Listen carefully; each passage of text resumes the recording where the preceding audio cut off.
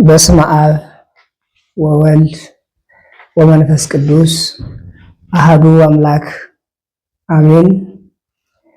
የዚህ ሚዲያ ተከታታዮች በውስጥም በውጭም ያላችሁ ኦርቶዶክሳውያን በእግዚአብሔር ስም እንደምንሰነበታችሁ።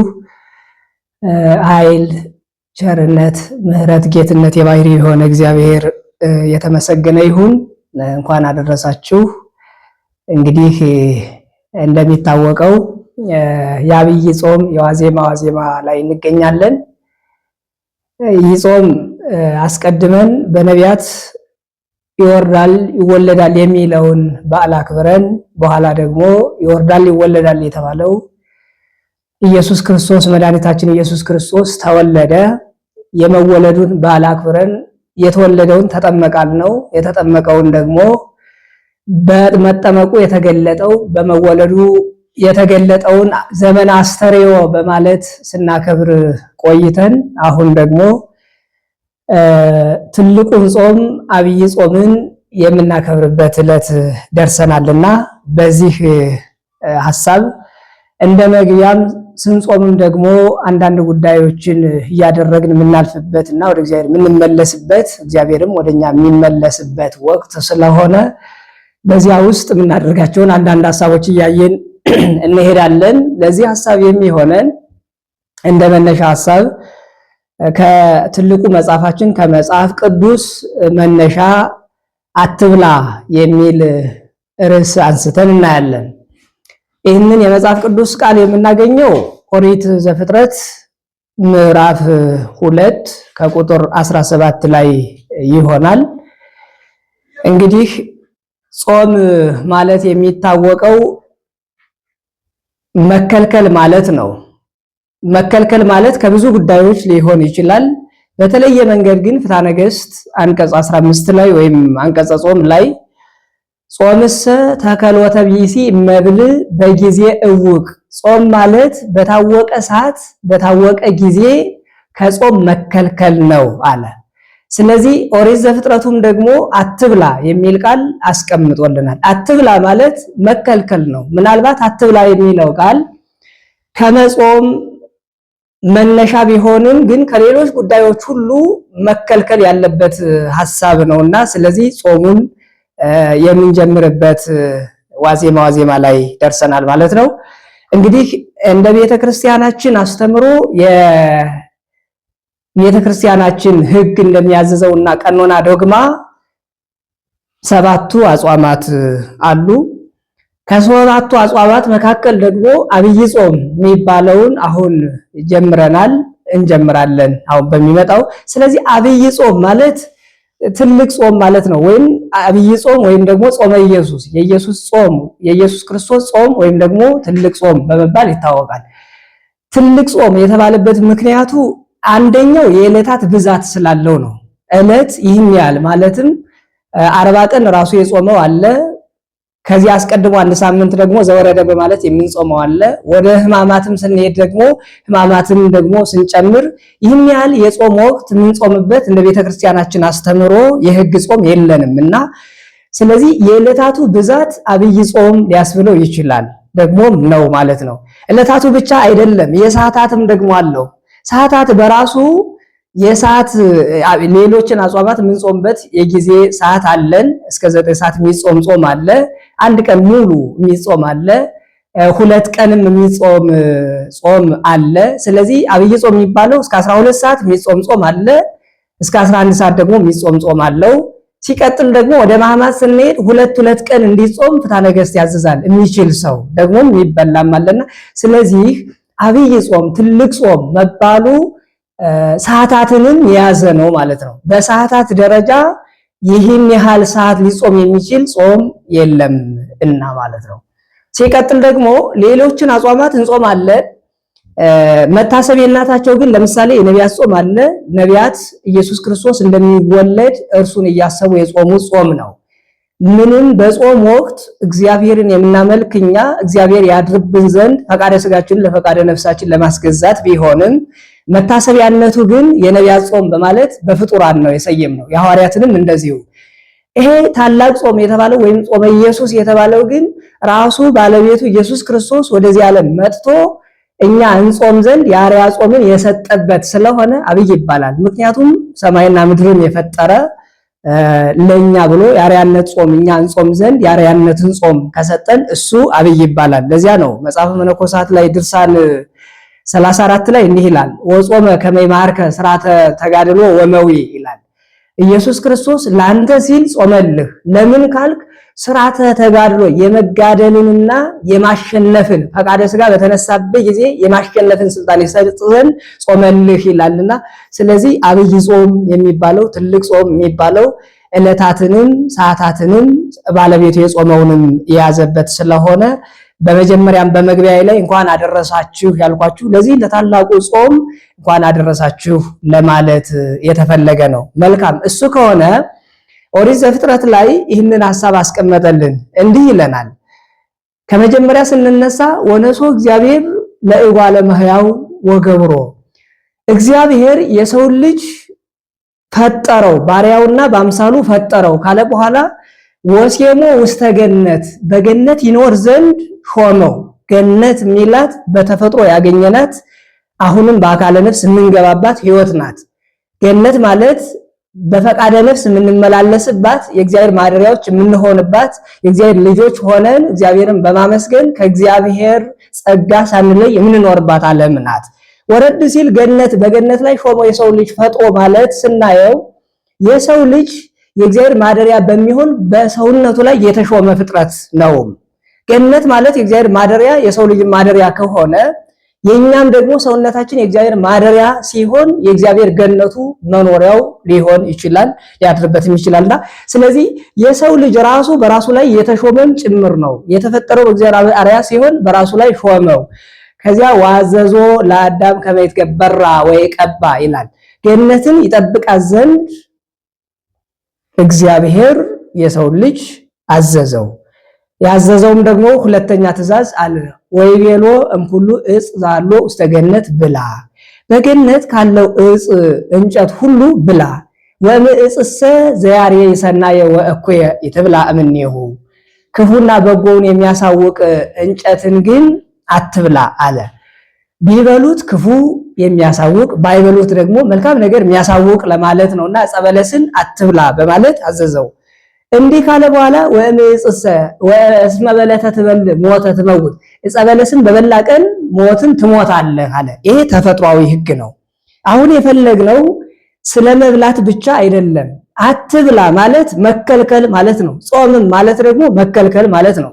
የጾም ምስጢሮቹ ብዙ ናቸው። ጾም የነፍስ ቁስል መፈወሻም ነው። የነፍስ በሽታንም ማራቂያ ነው። የነፍስ ትንሳኤም ነው። ወደ እግዚአብሔርም እንመለስበት ነው። ስለዚህ ያ ከሆነ አትብላ ማለት በውስጡ ምን አለ ማለት ነው? ጾም አለ ማለት ነው። ምክንያቱም ጾም የሚከለከለው ከመጀመሪያውም ከመብላትና ከመብላት ባሻገር ደግሞ ሌሎች ጉዳዮች አሉበትና ስለዚህ ጾም አትብላ ማለት መጽሐፍ ቅዱስን ስናየው ጾም እንደማለት ነው። ምክንያቱም እግዚአብሔር ሰውን ከፈጠረው በኋላ የሚበላም የማይበላም አድርጎ ነው የፈጠረው ማለት ነው። የሰው ተፈጥሮ በራሱ የሚበላም ነው የማይበላም ነው። የሚበላ መሆኑ የሚበሉትን ሁሉ ብላ ብሎታል። የማይበላ መሆኑን ደግሞ አትብላ በማለት ቃልን አስቀመጠለት። ስለዚህ የሰው ልጅ በመብላትም ባለመብላትም ውስጥ የተፈጠረ ነው ማለት ነው። ይበላ ዘንድ የታዘዘውን እንዲበላ ማዘዙን መናገር ነው። እንዳይበላ ደግሞ የታዘዘው ደግሞ መጾሙን መናገር ነው። ስለዚህ ጾም ተፈጥሯዊ ነው። ማንም ሰው የሆነ ሁሉ ሊጾመው ይገባል። ለምን? ሰው በራሱ ሃይማኖት ስላለው ስለሌለው ሳይሆን ሰው በመብላትና ባለመብላት መካከል የተፈጠረ ነው እንጂ ይበላ ዘንድ ስለተፈጠረ ሁልጊዜ የሚበላ ፍጥረት እንዳልሆነ ማንም ሊያውቀውና ሊረዳው የሚገባ ሐሳብ ነው። እንደ ቤተክርስቲያናችን እንግዲህ ሰው የነፍስና የስጋ ውህደት ነው። የነፍስና የስጋ ውህደት ማለት የነፍስ ግብር አለ፣ የስጋ ግብር አለ። የነፍስ ግብር ምንድነው ከተባለ ኃይል፣ ዕውቀት፣ ሕይወት፣ ይሄ ሁሉ ነፍስን ሊገልጥልን የሚችል ነው። የስጋ ደግሞ መብላት፣ መድከም፣ መሞት እነዚህ ሁሉ የስጋ ናቸው። እነዚህ ግን ስጋ ያለ ነፍስ፣ ነፍስ ያለ ስጋ የሚሰሩ ባይሆንም ግን መብላት ለስጋ ቢሆንም ስጋ ብቻውን ያለ ነፍስ ሊመገብ አይችልም። መልካም ነገር ማድረግ የነፍስ ቢሆንም ያለ ስጋ ግን ምንም ነገር ማድረግ አይቻልም። ፈቃዳት ስላሉ አንዱን ፈቃድ ለአንዱ ፈቃድ አስገዝቶ መኖር ነው። ስለዚህ ሰው ከነፍስና ከስጋ የተገኘ የነፍስና የስጋ ውህደት ከሆነ እንደ ስጋ የሚበላበት ወቅት አለ፣ እንደ ነፍስ ደግሞ የሚጾምበት ወቅት አለ። ሁልጊዜ መብላት ከሆነ እሱ ነፍስና ስጋውን የካደ ነው ማለት ነው። ሁልጊዜ መጾም ከሆነ ደግሞ ፈቃደ ስጋውን ለነፍሱ ያስገዛ ነው። ምክንያቱም ህይወታችን እኛ ዛሬ በመብላት ያለንበት ዓለም ላይ ብንኖርም ነገ ግን በጸጋ ወደማንበላበት ዓለም ምንገባ ስለሆነ ስለዚህ እንደ ክርስትና ሃይማኖታችን በመብላትም ባለመብላትም እንኖራለንና ስለዚህ ጾም ማለት አትብላ ማለት እማትበላበት ጊዜ አለ። የጊዜያት የቤተ ክርስቲያን ቀኖና ዶግማ በሚያዝዝህና በሚነግር ወቅት መብላት አይቻልም የሚለውን ተፈጥሯዊ ህግ ቤተክርስቲያናችን ትናገራለች ማለት ነው። ይህንን ስናየው እንግዲህ ይህንን ቃል የተናገረ ጌታችን መድኃኒታችን ኢየሱስ ክርስቶስ በአዲስ ኪዳን ጾምን ከመስራቱ አስቀድሞ በተፈጥሮ በቀዳማዊ አዳም ለቀዳማዊ አዳም የተሰጠ ህግ ነው። ቀዳማዊ አዳምን ፈጠረና በገነት አኖረው። በልጅነት አክብሮ ገነት ላይ ሲኖር ልጅነት ያለው ኃይል ያለው ስለሆነ በፈቃደ ነፍስ የሚንቀሳቀስ ስለሆነ ይጾም ዘንድ አዘዘው። ስለዚህ የመጀመሪያው አዳም ጾምን ይጾም ዘንድ እንደታዘዘ ሁሉ ወደ አዲስ ኪዳን ስንመጣ ግን ጌታችን መድኃኒታችን ኢየሱስ ክርስቶስ የማቴዎስ ወንጌል ምዕራፍ 4 ላይ እንደምናነበው ወይም ዝነሶ መንፈስ ገዳመ ከዚህ በኋላ ወደ ገዳም ወሰደው ወጾም 40 መዓልተ ወ40 ሌሊተ 40 መዓልት 40 ሌሊት ጾመ ወይም ዝርህበ ይለናል። አሁን ሁለቱን ነው የምናገናኛቸው። በመጀመሪያው አዳም የመጀመሪያውን አዳም በገነት በልጅነት ካኖረው በኋላ ጾም ብሎ እንዳዘዘው እንደገና ደግሞ ቀዳማዊ አዳምን ዳህራዊ አዳም ሊያድን ወደዚህ ዓለም ሲመጣ በመጀመሪያ ሰዓት ራሱ ነው ወንጌልን ከማስተማሩ አስቀድሞ ጥምቀትን ከሰራ በኋላ ቀጥታ ወደ ገዳም ሄደ፣ ጾመ። ለምን ከተባለ በብሉይ ኪዳን አዳምን ከፈጠረ በኋላ ብላ አትብላ ብሎ ጾምን ነው የነገረው። በሐዲስ ኪዳን ግን ራሱ ሄዶ ጾምን ነው የሰራልን። ለምን ከተባለ በሐዲስ ኪዳን እንደ አዳም በልጅነት ያለ ሰውነት ስለሌለ ጾምን ይጾም ዘንድ የሚችል አካል አልነበረም፣ ኃይል አልነበረውም። ሲቀጥል ባለቤቱ ራሱ ልጅነትን ለመስጠትና ጾምንም የምንጾምበትን ስርዓትና የአርያ ጾምን ሲሰጠን በመብላት የመጣውን ባለመብላት ድል ይነሳልን እግዚአብሔር ወደዚህ ዓለም መጥቶ መጀመሪያ ላይ እኛ እንጾም ዘንድ የጾመልን የአርያ ጾም አደረገው ማለት ነው። ከዚያ በኋላ ራሱ ጾመ፣ ራሱ ተጠመቀ፣ ራሱ ወንጌልን አስተማረ፣ ራሱ ሰማዕትነትን ተቀበለ ለኛ ብሎ ስለዚህ እሱ የሆነውን ሁሉ እንሆን ዘንድ ቀኖና ቤተክርስቲያን ስለምታዘዘን እኛ የአርያነትን ጾም ቀኖናዊ በሆነ መንገድ እንጀምራለን ማለት ነው። መልካም እሱ ከሆነ አትብላ ያለው ጾምን የሚመለከትና ተፈጥሯዊ ሰውን የሚያይዝ ከሆነ ሰውም ለጤንነቱም ዓለም ላይም አንዳንድ ሰዎች ብዙ ጊዜ መጾም ያስፈልጋል ለጤንነት ይባላል። እውነት ነው። በሽታ የሚመጣው በዋናነት በሁለት መንገድ እንደሆነ ይነገራል። የመጀመሪያው ከምግብ ማጣትና ከምግብ ዝግጅት ንጽህና የጎደለው ሊሆን ይችላል። አንድ ሰው መብላት የባህሪዩ ሲሆን ግን መብላት ባለበት ወቅትና የሚበሉ ምግቦችን በንጽህና አለመብላት በሽታን ሊያመጣ እንደሚችል ሁሉ ሁለተኛው ደግሞ ምግቦችን አብዝቶ መብላትም የጤንነት ጉድለት ሊሆን ይችላል። ስለዚህ ቤተክርስቲያን ከቀኖናዊ ስርዓቷ አንጻርም ከሰው ተፈጥሮ አንጻርም ሁልጊዜ የሚበላ ስላልሆነ ይጾም ዘንድ በቀኖናዋ ሰርታ እንድንጾም አድርጋናለች። ለዚያ ነው አትብላ ብሎ ያስቀመጠ ማለት ነው። ስለዚህ ጾም የሚባለው እሱ ነው። ለዚያ ነው አሁን እንግዲህ ጾሙን የምንቀበልበት ወቅት ነው። ቀበላ ወይም ቀበላ ጾም ይባላል። ቀበላ ጾም ስንል ምናልባት ይሄ ሰውነታችን ፈቃደ ስጋ ያለው ስለሆነ ፈቃደ ስጋችን በሚመቸው መንገድ በሚበላው ወቅት ዘፈኑ አለ፣ ጭፈራው አለ እንደ ክርስትና ባይፈቀድም በዚያ ወቅት የራስን ሰውነት ገቶና ቃይቶ መኖር የማይቻልበት ወቅት ነበረ። ምናልባት በሚበላበት ወቅት ሰው ሲበላ ሲጠጣ በመብላት በመጠጣት አማካኝነት መብል መጠጡ ራሱ ኃጢአት ባይሆንም በመብላትና በመጠጣት አማካኝነት የሚመጡ በሽታዎችና የሚመጡ ኃጢአቶች አሉ። ያንን አሳልፈን አሁን ጾም ወቅት ሲመጣ በመብላት እንቀበለው የነበረውን ዕለት ባለመብላት መቀበል ነው። ሲቀጥል ደግሞ በመብላት ወቅት የምናደርጋቸው የስጋ ፈቃዳትን በመምጽ ወቅት መተው ነው። ሲቀጥል መጨረሻ የጊዜያት ባለቤት የዕለታት ባለቤት የሆነ ኢየሱስ ክርስቶስን በጾም ወቅት ማሰብ እርሱን ለመቀበል ዝግጅት ማድረግ ነው። ቀበለ ማለት እሱ ነው እንጂ ለስጋ የሚበላ የሚጠጣ አዘጋጅቶ መቀበል ማለት አይደለም። ቀበላ ማለት ዋና ምክንያቱ ሰማይንም ምድርንም የፈጠረ እግዚአብሔርን በሰውነቴ እንዴት ልቀበለው? ሰማይና ምድርን የፈጠረ እግዚአብሔርን እያስብኩ እንዴት ይህንን ጾም ላስበው? እንዴት ይህንን ጾም ልጹም ማለት ነው። እግዚአብሔር የዕለታትን ባለቤት ስለሆነ ከዓመታቱ ለየት አድርገን ዕለታቱን ከፍለን እግዚአብሔር የሚታሰብበት በዓል እናደርጋለን።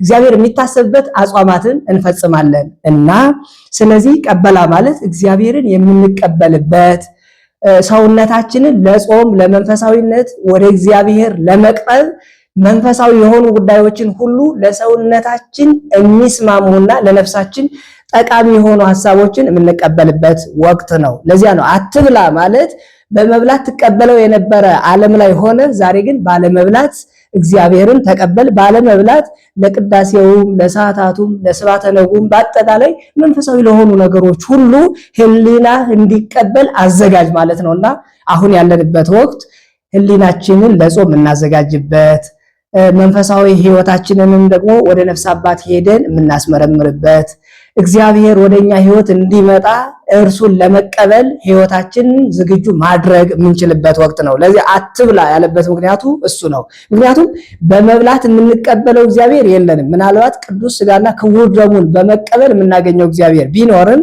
ሥጋዊ ምግብን በመመገብ ራሳችንና ሕይወታችንን ምናልባት ለቁመተ ሥጋ ይጠቅመን ካልሆነ ሌላ የምንቀበለው ነገር የለንም ማለት ነው። ለዚያ ነው አትብላ፣ በበላ ቀን የሞት ሞት ትሞታለህ። አትብላ የሚለውን ስናይ በውስጡ ላይ አትብላ ብቻ አይደለም ያለ፣ አትብላ ዕፀ በለስን አትብላ ያለበት ምክንያቱ መገዛትን የሚያሳይበት ስለሆነ ነው።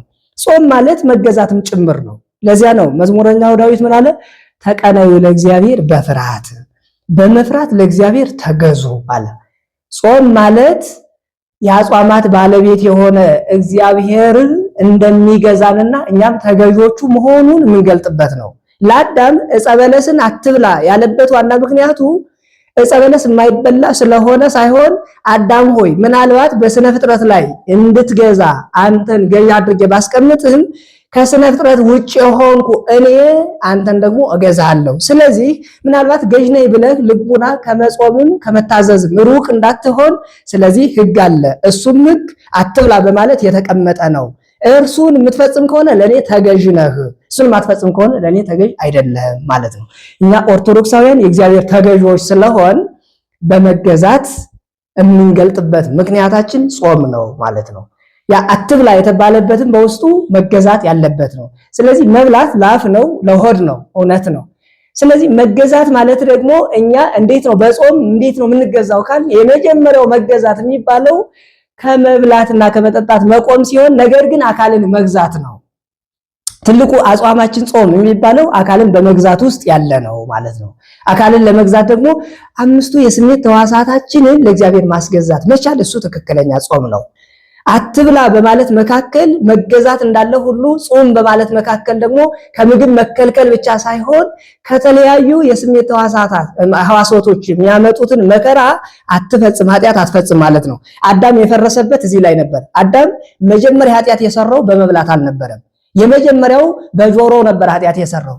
ይሄ ኦሪት ዘፍጥረቱ ምዕራፍ 3 ላይ ስትሄዱ ወአርዌ ምድርሰ ይጠበብም ኩሉ፣ ከሁሉም አራዊት አርዌ ምድር ብልሃተኛ ነው ይልና ከዚያ በገነት ካሉ እጽዋት ሁሉ አትብሉ ያላችሁ ምኑን ነው ብሎ ሔዋንን ጠየቃት። ከዚያ ይህንን ብላ እንዲያውም እንዳንበላ እንዳንሞትበት እንዳንዳሰሰው አድርጎናል። እንዲህ ማድረጉ ግን እኛ እንዳንሞትበት ነው ብላ ስትነግረው አኮ ሞተ ዘትመውቱ፣ ይህንን በበላችሁ ቀን ሞትን የምትሞቱ አይደላችሁም ማለት ሰበከ። ሔዋን እየሰማችሁ ነው። ከዚያ ይህንን በህሊናዋ አስገባች። የማይገባ ቃል ጆሮዋ ላይ አስገባች። ጆሮዋን ከመጾም አቁመዋለች። ምክንያቱም የእግዚአብሔርን ቃል በሰማችበት ጆሮዋ የሰይጣንን ቃል መስማት የጆሮ ጾምን ማፍረስ ነበረ። ከዚያ ይህንን በበላችሁ ቀን የሞት ሞት አይደለም የምትሞቱ እግዚአብሔር ትሆናላችሁ ሲላት ዋፍተዋ ለሔዋን ከመ ትብላ አለ። ከጆሮ ወደ ዓይን ሄደ ማለት ነው። ከዚያ አሳሳት። ከመሰናይ እንጨቱ ወይም የሚበላው እንጨት የሚያምር ደስ የሚል ሆነባት፣ ቆርጣ በላች ይለናል። ይሄ የሚያሳየው ምንድነው? አትብላ ማለት በአፍና በእጅ መካከል ያለ ቢሆንም ግን ደግሞ አትይም አለ ማለት ነው። አትይ ብቻ አይደለም አትስማም አለ። ስለዚህ ጾም መከልከል ማለት ከሆነ አምስቱ የዋህ ስሜቶቻችንን ሁሉ ለእግዚአብሔር አስገዝተን ወደ እግዚአብሔር የምንሄድበት የምንገዛበት ነው። አዳም እና ሔዋን ምናልባት ባይሰሙ ኖሮ ምናልባት ባያዩ ኖሮ ላይበሉ ይችል ነበረ። ስለዚህ መብላትን ብቻ የሚያመለክት ሳይሆን ማየትንም መስማትንም ክፉ ከመስማት ክፉ ከማየትም መጠቀም እንዳለብን መታቀብ ወይም መጠበቅ እንዳለብን መከልከል እንዳለብን ጾም ይነግረናል። ለዚያ ነው አትናቴዎስ በቅዳሴው ላይ ምን ይላል መሰላችሁ? ወይኩን ህሊናነ ከመመዋግድ ደባይ መይረዛ ያርግ ላይለ ወመይረዛ ይወረር ታይተ አላይኩን ከማምደ እሳት ዘይበጽም ምድር እስከ ሰማይ ይላል። የመላ ሰውነታችን መግዣ ህሊና ነው፣ ልብ ነው። ስለዚህ ህሊናችን ከተሰባሰበ ሌሎች አካሎቻችን ሁሉ ይሰባሰባሉና ህሊናችን እንደ ሞገድ አይሁን። ሞገድ አንዳንዴ ከፍ ይላል፣ አንዳንዴ ዝቅ ይላል አለ።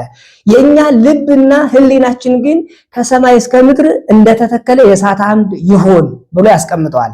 ከሰማይና እስከ ምድር ነው የክርስትና ህይወት ወይም አጽዋማት፣ ከሰማይ እስከ ምድር ነው። ምድር እኛ አለን፣ ሰማይ ደግሞ እግዚአብሔር አለ።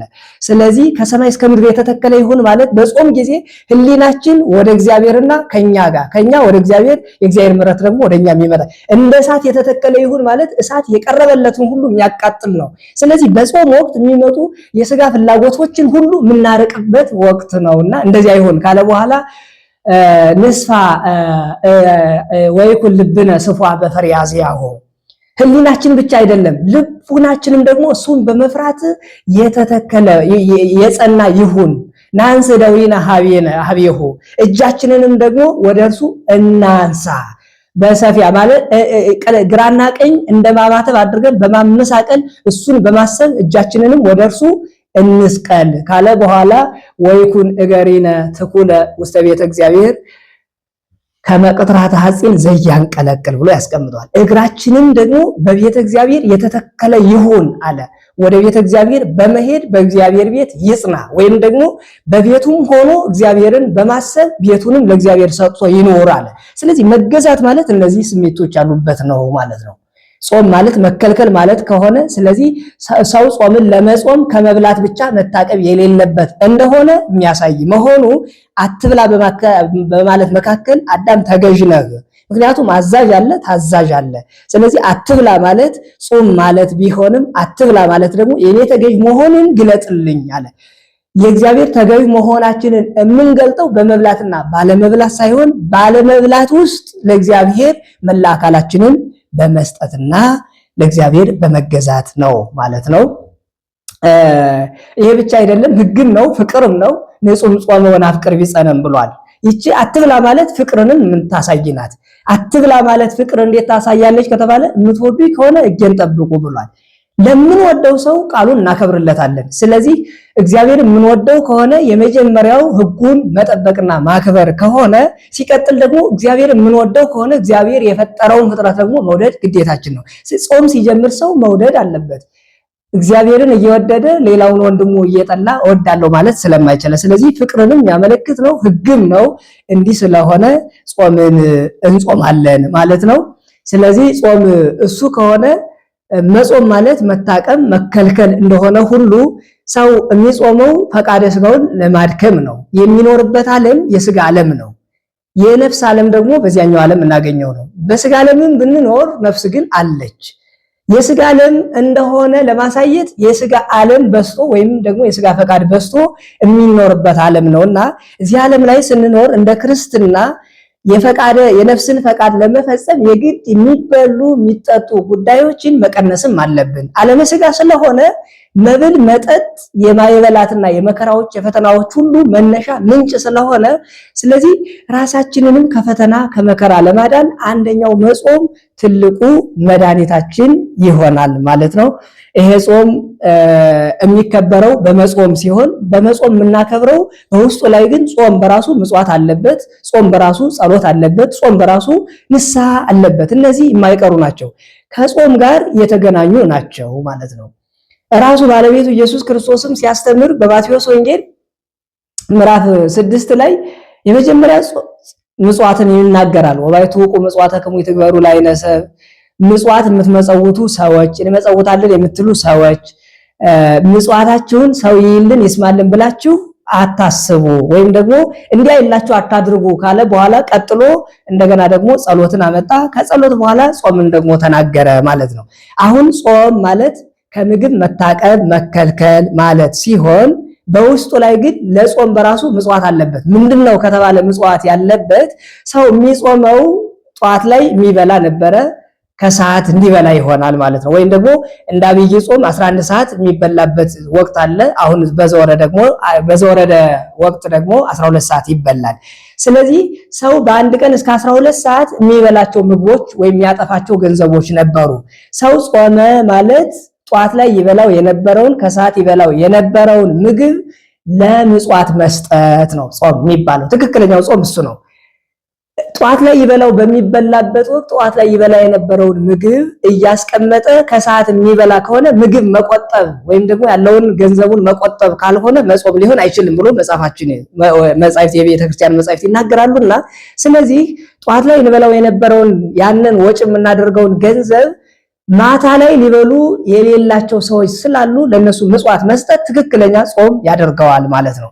ጸሎት ማለት ደግሞ ተናግሮተ እግዚአብሔር ምስለ ሰብ ወይም ሰው ከእግዚአብሔር ጋር እግዚአብሔር ከሰው ጋር የሚነጋገርበት ከሆነ ይሄ ስጋችን ከዓለም ጋር ለመነጋገር የሚናፍቅ እንጂ ከእግዚአብሔር ጋር ለመነጋገር የሚናፍቅ ስላልሆነ የነፍስ ፈቃድን የገዛ ስለሆነ፣ ስለዚህ ጾም ሊካሄድና ሊወሰን የሚችለው ብዙ ጊዜ አካለ ስጋ ሲደክም ነው። ህሊና ሊወሰን ጾም ማለት ህሊናንም አካለ ስጋንም ገዝተን ለእግዚአብሔር የምናቀርበው ሲሆን አካለ ስጋ ሊገዛልን የሚችለው በጾም ወቅት ነውና ጾማችንም የሰመረ ከእግዚአብሔር ጋር የሚገናኝ በጾም ወቅት ስለሆነ ጾም የሚለየው አይደለም ማለት ነው። የመጨረሻው እንግዲህ ንስሐ ነው። ንስሐ መመለስ ነው። ሁልጊዜ ወደ እግዚአብሔር ስንመለስ እንኖራለን። ሁልጊዜ ወደ እግዚአብሔር ስናድግ በጸጋ እንኖራለንና ግን ስንጾምም ወደ እግዚአብሔር እየተመለስን ነው። ስንጸውትም ወደ እግዚአብሔር እየተመለስን ነው። ስንጸልይም ወደ እግዚአብሔር እየተመለስን ነው። የመመለሳችን ማሰሪያ የሚሆነው ተጸጽቶ የመጸጸት መጨረሻ ቅዱስ ሥጋና ክቡር ደሙን ተቀብሎ በንስሐ መሄድ ነው ማለት ነው። ስለዚህ እነዚህ ሁሉ ጾም መከልከል የሚለው ቃል አትብላ የሚለው ቃል የሚያመጣቸው ነው። አትብላ በማለት ውስጥ ልንፈጽማቸው የሚገቡ ጉዳዮች ናቸው ማለት ነው። ስለዚህ ጾምን የምንቀበለው እነዚህን ሁሉ እያሰብን ህሊናችንን እያዘጋጀን ሲሆን ነው እንደሱ የሚሆነው። ስለዚህ የአብይ ጾም እንግዲህ መጀመሪያው እንደሚታወቀው ጾም መከልከል ከሆነ አብይ ጾምን የመጀመሪያው ወቅት ዘወረደ በመባል ይታወቃል ማለት ነው። ትልቁ ጾም ነው። በዕለታትም በሰዓታትም ደግሞ ባለቤቱ ለኛ እንጾም ዘንድ አርያ ሆኖ የጾመልን ጾም በመሆኑ አብይ ጾም ሲባል ዕለታቱ ብዙ ነው ብለን ነበረና እንግዲህ አሁን ነገ እሑድ ጀምረን የምንጀምረው ወይም በቤተክርስቲያን ዘወረደ ብለን የምናከብረው ቀን አለ። የኛ ቤተክርስቲያን እንግዲህ ዕለታቱን ዓመታቱን ዕለቱን ደግሞ በሰዓት ከፍላ የምታመሰግን ቤተክርስቲያን ናት። እንደዚህ ከመሆኑ የተነሳ ሳምንታቱ እያንዳንዱ ሳምንት የተከፈለ ነው። በምስጢር ደረጃ በሊቃውንት ደረጃ ተከፍሎ የተቀመጠ ነውና እሱ ዘወረደ ይባላል። ዘወረደ ማለት ምን ማለት ነው ካል እንግዲህ ዘወረደ ማለት የወረደ ወይም ሰው የሆነ በዚህ ዓለም የተመላለሰ የሰውነትን ስራ የሰራ ማለት ሲሆን እግዚአብሔር ከሰማየ ሰማያት ወደዚህ ዓለም ልዑል ባህሪውን ዝቅ አድርጎ እኛን ለመፈለግ የመጣበት ወቅት ነው ማለት ነው።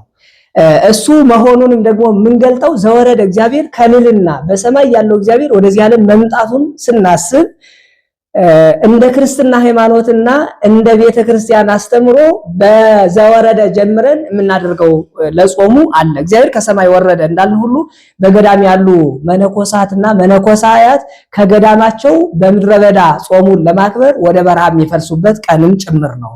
ዘወረደ ብለን እግዚአብሔር ከሰማይ ወረደ ማንን ሊፈልግ? እኛን ሊፈልግ። አዳምን ፈጠረና በገነት ትእዛዝ ሰጠው አትብላለው። አዳም በልጅነት ያለን ስለነበረ ለመጾም ዝግጁ ነበረ።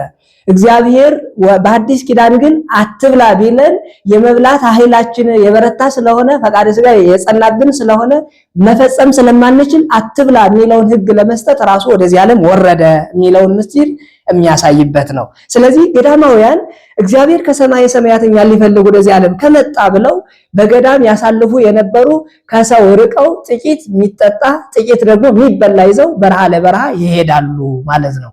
አንዳንዶቹ በሆሳዕና ተመልሰው ወደ ቤተክርስቲያናቸው ወደ ባታቸው ይገባሉ። አንዳንዶቹ እዚያው እንደወረዱ ጣዕም ይዟቸው በዚያው በምናኔ ተሰውረው የሚቀሩበት ነው ማለት ነው። ዘወረደ ከሰማይ የወረደ ማለት እንደሆነ ሁሉ ገዳም ያሉ እናቶቻችንም የበለጠ እግዚአብሔርን ለማግኘት ከሰው ተለይተው ወደ ምድረ በዳ ዝቅ ብለው ወረድ ብለው ሰውነታቸውን የሚያስገዙበት የሚጾሙበት ወቅት ማለት ነው። ዓለም ላይ ያለን ሰዎች ደግሞ ዘወረደ የሚለውን ስናስብ እግዚአብሔር ከሰማይ ሰማያት የወረደ ነው እንዳልን ሁሉ እኛም ደግሞ ከዓለም ያለን ሰዎች ብዙዎቻችን ገዳም ቦታ ሄደን በሱባኤ ዝቅ ብለን ከዓለም ዝቅ ብለን ከዓለም ሩቅ የሆነች ዓለም ላይ ሄደን የምናከብርበት ዝቅ ብለን ራሳችንን በትህትና አዋርደን ለእግዚአብሔር የምንጾምበት ወቅት ነው ማለት ነው። እሱ ብቻ አይደለም።